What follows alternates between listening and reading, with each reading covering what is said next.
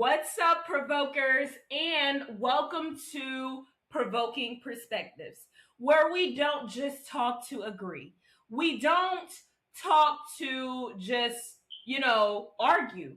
And we talk to actually think deeper here on this platform. You see, today's conversation is not going to make some people, it's actually going to make people uncomfortable. And that's okay because if a conversation never challenges us, it actually never stretches us, never makes us pause and ask ourselves a harder question, then I hate to break it to y'all, but maybe we're not even really thinking. We're actually just reacting here. So today we're actually going to talk a little bit more about Jay-Z. We're going to talk about Target, corporate partnerships, Black celebrity influence, and the price of doing good old business with the big boys. Okay? Now, let me say this from the beginning.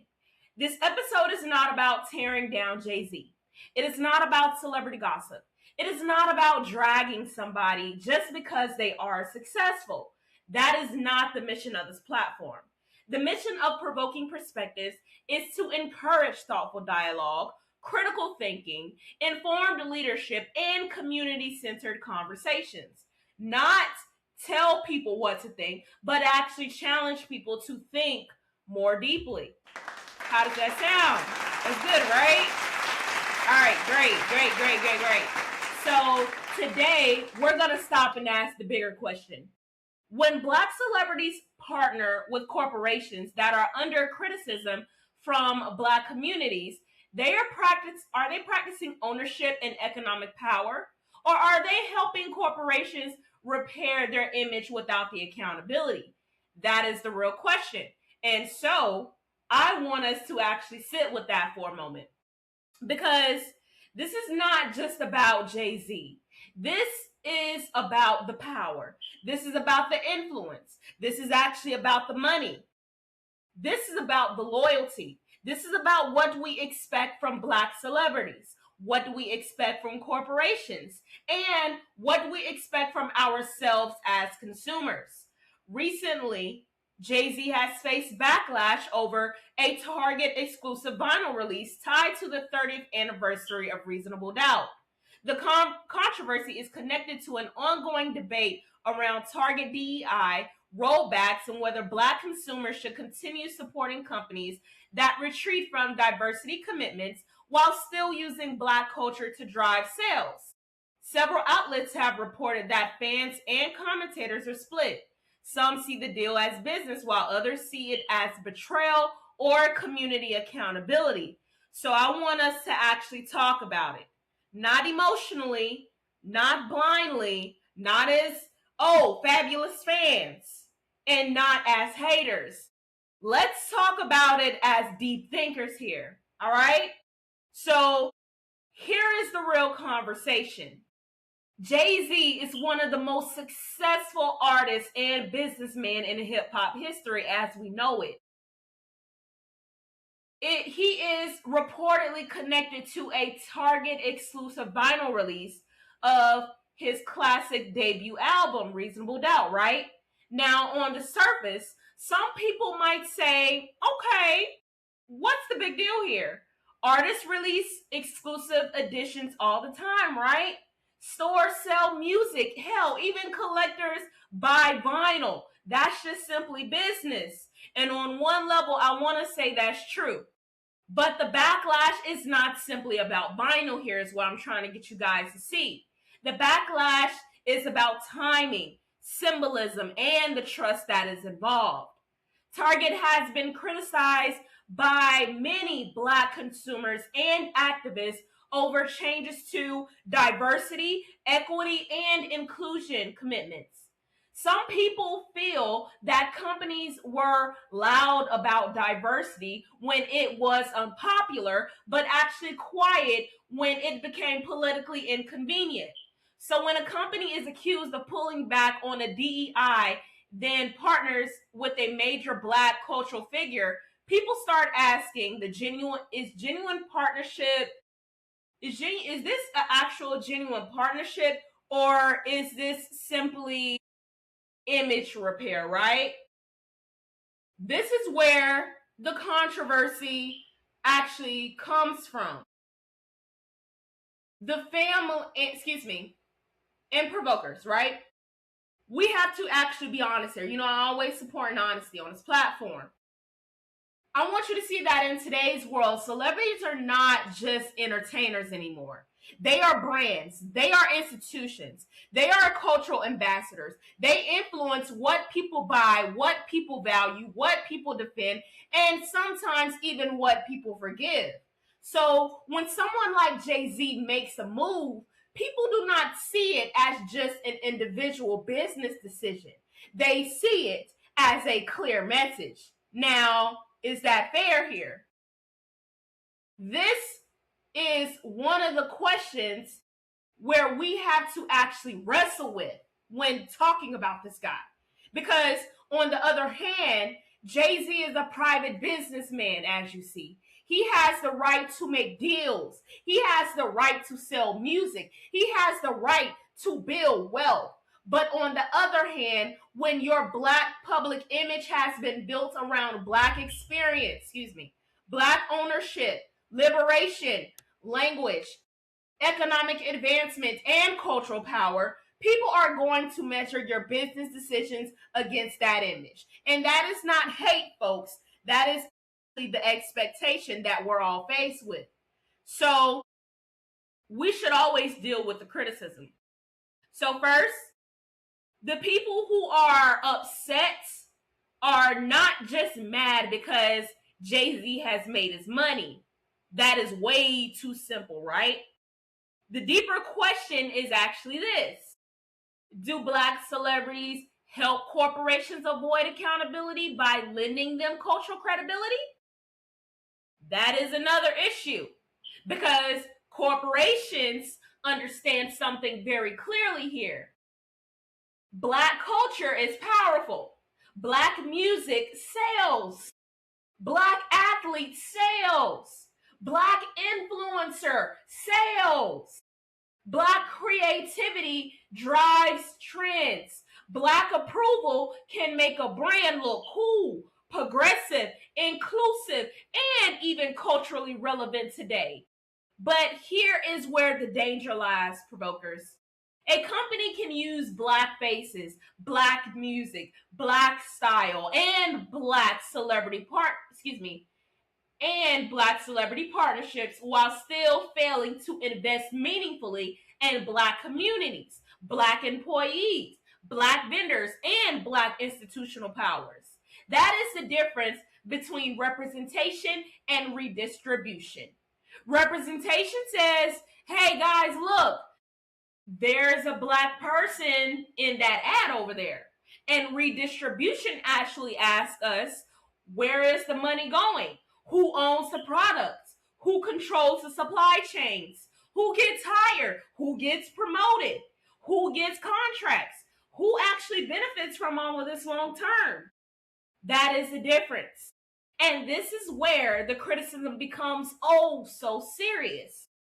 Some critics even argue that if Black consumers are boycotting a corporation because they believe that corporation abandoned commitments to equity, then a major Black celebrity partnering with that corporation weakens the boycott. It confuses the message. It gives the company cover because now the corporations can say, how can we be anti-Black or anti-diversity? Look who we're working with, right? This is how cultural credibility works, provokers. And we cannot be naive about that, okay? It's time to stop being naive. Corporations do not partner with celebrities just because they like their music. They partner with them because they bring an audience. They bring trust. They bring influence, and they bring the emotion, and they bring identity. So the question becomes, should Black celebrities be more careful about who they allow to borrow their cultural capital? I think that's a fair question to ask. What do y'all think? Let me know in the comments below. Because that was a good question right there. I really like that one. So Now, let's not be one-sided, because if we're going to be honest, we also need to examine the defense, right? There are people who say, hold on, Jay-Z is simply being unfairly targeted. I think y'all should lay off on the man. They would argue that Black people have spent generations fighting to get rooms where deals are made. We have been excluded from ownership, excluded from distribution, excluded from capital, excluded from publishing, excluded from retail, and excluded from major platforms. So when a Black artist controls his catalog, creates high value products, and gets major retail partnerships, why is they the first ones to respond to attack him? And folks, that is the real argument that is at hand. Because, excuse me, hold on. Sorry, I had a notification. Because there is, there is a pattern where Black success is celebrated until it becomes too powerful. We all see that. And then suddenly the community asks that person to carry every moral burden on themselves. Some people are even asking today, why are we putting more pressure on Jay-Z than on the corporation itself? Why are we expecting one Black entertainer to solve what institutions created? Why do we critique the celebrity partnership, but many of us still shop at those same stores? Use the same apps, use the same networks, and support the same damn companies. That question actually stings, but it is actually necessary, because selective outrage is real, folks. It is easy to be mad at celebrity online. It is harder to actually practice the disciplined consumer behaviors in real life. It is easy to say, Jay-Z should not partner with Target. But it is harder to say, I am willing to stop spending money there. I am willing to research alternatives. I am willing to support Black-owned businesses even when they are less convenient. I am willing to organize with other consumers. I am willing to build institutions instead of only reacting to those institutions. That is where the conversation becomes deeper. Because if our politics begins and ends with celebrity criticism, then we are not building power. We are performing frustration. So let me say that again. If our politics begins and ends with celebrity criticism, then we are not building power. We are performing the frustration. Thank you. Thank you.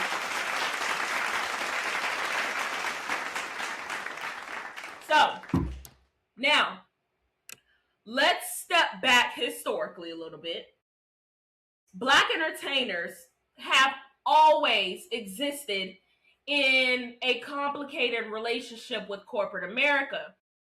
From the early days of Black performers having to entertain white audiences while being denied equal dignity, to Black athletes being used to sell products while lacking ownership, to Black musicians creating culture while record labels control the profits. This issue is not new here. The question always has been, who controls all of this amazing Black talent? Who profits from all this enormous creative Black creativity? Who owns the masters to these Black artists' music? Who owns the venues that our Black artists perform at? Who owns their distribution? Who owns the media platforms? Who owns the stores? Who owns the banks financing the deals? That is why this conversation cannot stop at Jay-Z provokers, because the deeper historical question is that Black culture has often created massive wealth without Black communities controlling the institutions that capture that wealth. And that is why Jay-Z is such a complicated figure in this conversation that we're having. Because Jay-Z represents both sides of the debate, right? That's the beauty of it. On one side, he represents Black business success, ownership, wealth, longevity, strategy, evolution from rapper to executive, from artist to the mogul. But on the other side, critics argue that individual Black wealth is not the same as that rich Black collective power. And that distinction really matters. A Black billionaire does not automatically mean Black liberation. A Black executive does not automatically mean Black community investment, right? And a Black face in corporate partnership does not automatically mean Black people are able to benefit, right? That does not mean individual success is wrong. It means we have to simply stop confusing individual elevation with collective transformation. And provokers, family, that right there is a very hard lesson to learn for a lot of us, because we love the symbolism. We love seeing somebody who looks like us win, right? Somebody from our hood. We love seeing it come up. We should, but representation really matters. Representation is not the finish line, though. It is not supposed to be the opening door. Excuse me. It is supposed to be the opening door. I'm sorry. The next question must always be, who comes through that door after you, right? I want y'all to think about that. Now, let's talk about something people often confuse, which is Black capitalism and Black liberation. Black capitalism says, let Black people participate in the marketplace. Let Black people own businesses. Let Black people make their money. Let Black people become executives, investors, and entrepreneurs, right? There is so much value in that. We need ownership. We need entrepreneurship. We need financial literacy. We need wealth building. But Black liberation asks the bigger question here. Does that wealth change the condition of the people? Does it build the schools that we need? Does it create the jobs that we're constantly looking for? Does it support our families? Does it put food on our tables? Does it fund political power? Does it protect neighborhoods? Does it support independent media? Does it even create pipelines for our young Black boys and girls? Does it challenge exploitation? Does it produce community infrastructure, folks? That is the difference I need y'all to see here. So when we see a corporate deal involving a Black celebrity, we have to ask the question, y'all. We got to ask a lot of questions, but we need to ask this. Is this just individual profit, or is this a broader community benefit? And I'm not saying every entertainer has to turn every business deal into a civil rights campaign. That's not what I'm saying. That would really be unrealistic, in my opinion. But what I'm saying is this. When celebrities build their brand of Black struggle, Black pride, that great Black excellence, that Black cultural identity, they cannot be surprised when the community asks them, hey, how does your move serves us? That question is not disrespectful. I don't want y'all to see it that way. That question is really about accountability. Okay? Now, here is where I want to challenge both sides, right? To the people defending Jay-Z, no matter what, because he got some strong supporters out there, my God. Stop acting like wealth automatically equals wisdom. Rich people can make questionable decisions. I hope you know. Successful people can be criticized. I hope you know. Cultural icons are not above accountability.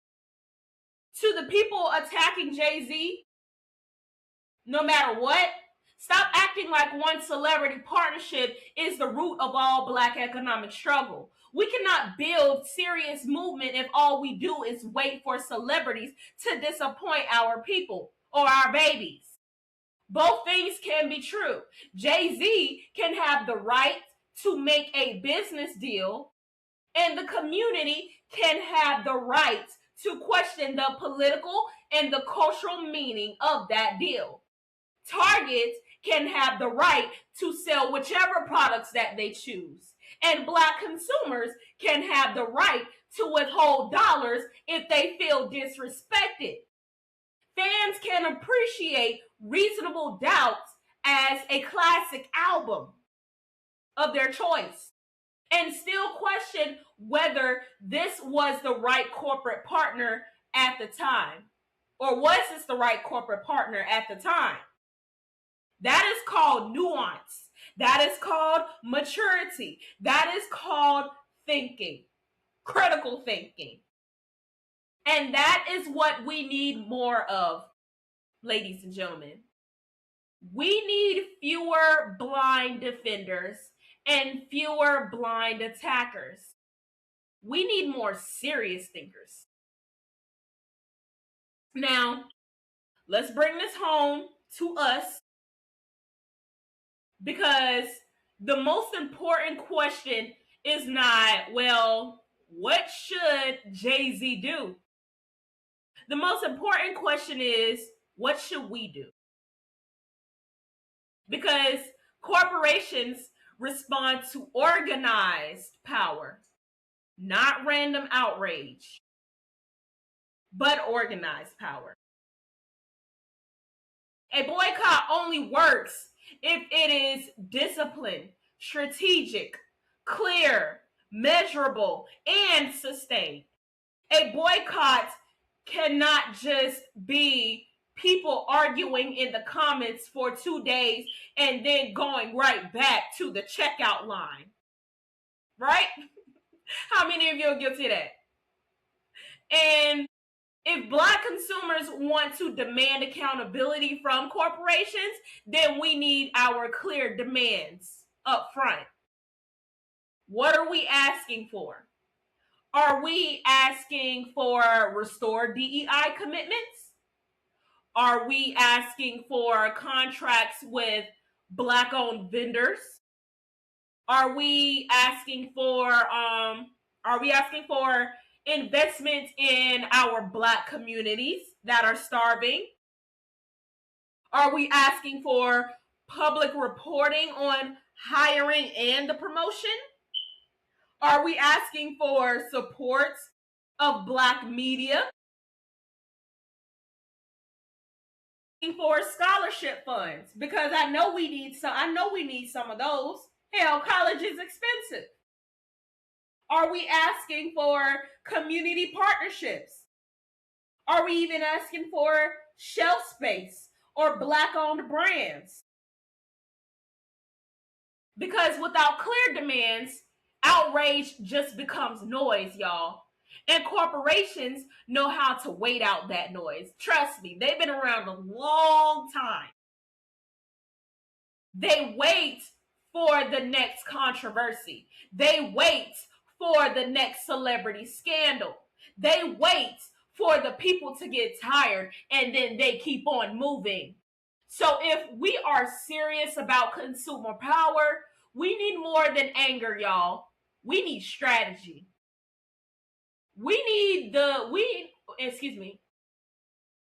Strategy means 3 things. I want to clarify.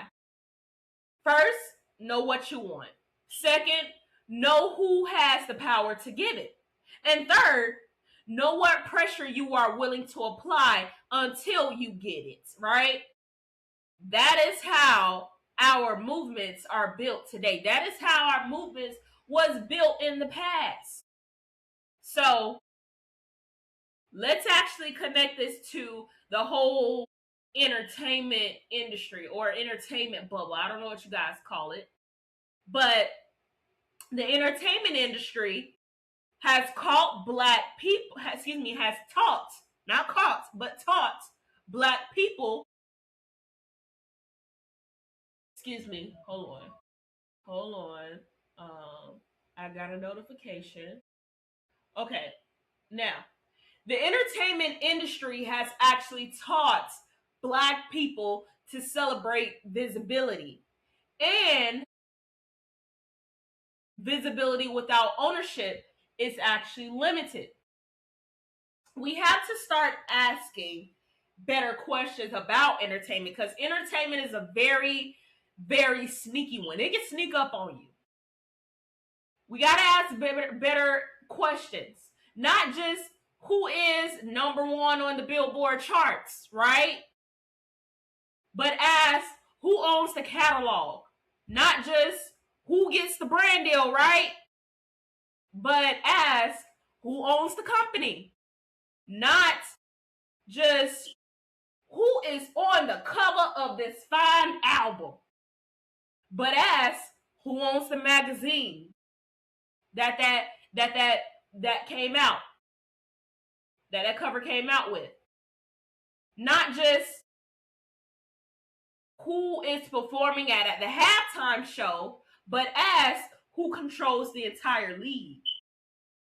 Not just who got the exclusive retail deal, but ask who controls my people's distribution.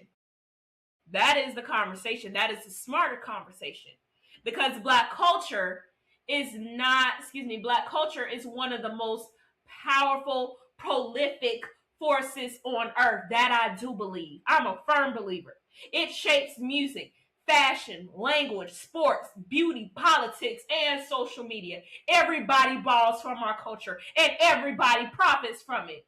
But too often, black communities are left celebrating the appearance of power while others maintain the structure of power. And that is the difference between being influential and being in control. Our people need to be in control. Black people are influential too. But are we actually in control? That is the question. So, some of you are maybe wondering, where do I stand on all this? Here's my position. Here is my straightforward position. I believe Jay-Z should be reduced to a villain for making a business deal. But I also do not believe he should be protected from criticism just because he is successful. I believe the criticism is fair. It is focused on corporate accountability, community expectations, and the difference between individual wealth and that sweet, sweet collective power. I believe the criticism becomes weak when it turns into personal attacks, jealousy, or celebrity obsession. We have to be disciplined enough to critique the decision without dehumanizing the person. We cannot dehumanize our people anymore, y'all. That is what leadership looks like. That is what maturity looks like. That is what a serious commentary requires. So the real issue is not, is Jay-Z good or bad? The real issue is, what do we expect from black influence today? When someone gains power using black culture, do they even owe anything back to the people and communities that made culture valuable? And if the answer is yes, what does that responsibility looks like? Huh? Is it charity? Is it investments? Is it political advocacy? Is it refusing certain partnerships? Is it building independent institutions? Is it actually creating opportunities for the next brother or sister? a conversation that I think we need to have more of. All right?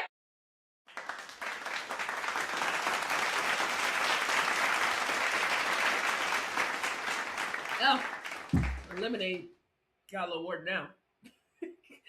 But anyway, so I want to ask you all some questions. And I do not want quick answers here. I want honest answers. First, should Black celebrities be held to a higher standard when they partner with corporations? Second, is it fair to criticize Jay-Z for working with Target if many critics are still spending money with Target or similar companies? Third, what is the difference between Black representation and real Black power?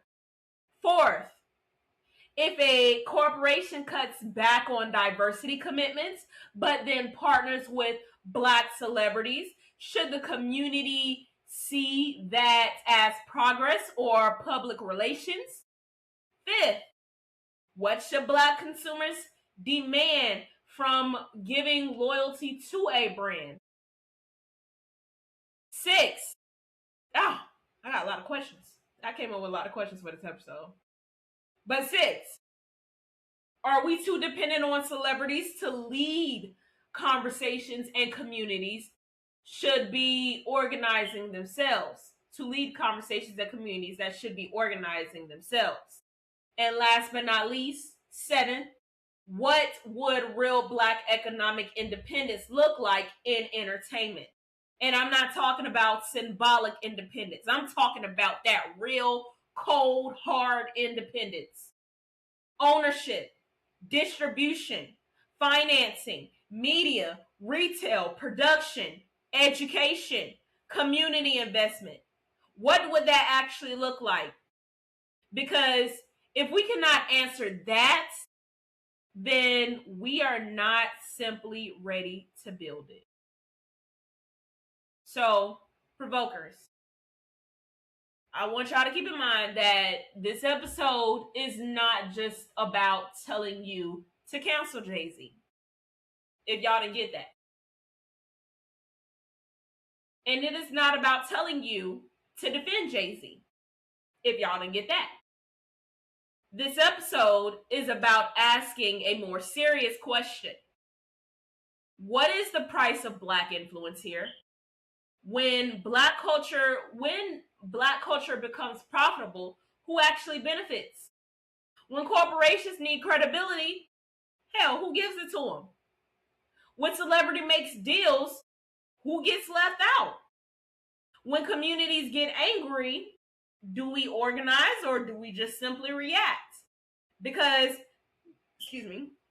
outrage without strategy is entertainment as you know it. As I've been saying throughout this entire video, outrage without strategy is simply entertainment. And we already have enough entertainment. What we need is that power back. We need economic power. We need political power, institutional power, media power, educational power, consumer power. And that does not come from worshiping our Black celebrities. It also does not come from attacking our Black celebrities. It comes from building disciplined, informed, organized communities that know what they want and are willing to move with that purpose. So, here is my final thought on all of this. Jay-Z may be the headlines, right? He may be the current headline. Target may be controversial, but Black accountability is the real conversation. And that accountability does not just belong to celebrities. It belongs to corporations. It belongs to consumers. It belongs to our leaders. It belongs to all of us. Because if Black influence is powerful enough to sell us products, then, its products, then it should also be powerful enough to demand respect in our house. If Black culture is powerful enough to make corporations money, then it should be powerful enough to build our institutions. And if Black celebrities can turn culture into wealth, then Black communities must learn how to turn our culture into power. That is my perspective. So thank you again for watching Provoking Perspectives. I want you guys to drop all your thoughts in the comments. Do you actually think Jay-Z is wrong for the partnership, or do you think the backlash is actually misplaced? And remember, we're not here to just react. We're not here to think. Excuse me. Gosh, oh, I keep messing that up, y'all. We're not here just to react. We are here to think, okay? We're here to think. We're here to challenge, to grow, to build, okay? And I will see you guys in the next one. Love, peace, and chicken grease. I hope y'all have a great day. I'm out.